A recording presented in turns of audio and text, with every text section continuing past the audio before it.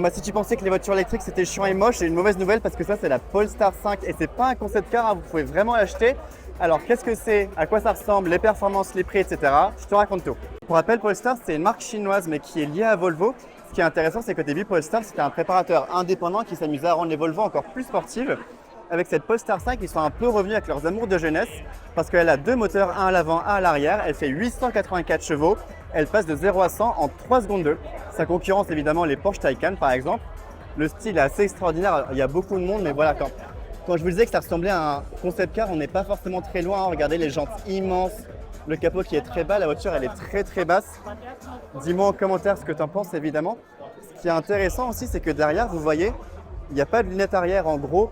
Vous voyez, il y a des caméras et dans le rétroviseur intérieur, en fait, ce que vous voyez, c'est l'image de la caméra. C'est pas parce qu'elle est sportive qu'elle n'est pas pratique. Hein. Regardez, le coffre est quand même finalement assez grand.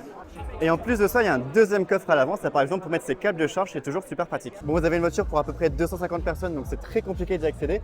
Mais là, par exemple, vous voyez un écran 14,5 pouces qui tombe sous Android Automotive comme le reste des Polestar et aussi des Volvo. Là, un autre écran pour le conducteur, une vision tête haute. La sono est signée Bowers & Wilkins sur la version haut de gamme. Vous avez plus de 20 haut-parleurs un peu partout dans l'habitacle. À l'arrière aussi, c'est assez intéressant. Polestar dit que c'est une 4+1. En gros, vous avez deux sièges qui sont très confortables, qui sont électriques, qui sont chauffants, qui sont ventilés et qui sont massants. Mais si vous rabattez ça, vous avez une 5e place. Alors que je ne recommande pas du tout. Hein. Ça a l'air d'être très très ferme et je pense qu'il faut se couper la tête pour être à l'aise. Bref, on le remet là. Vous avez des prises USB, la climatisation.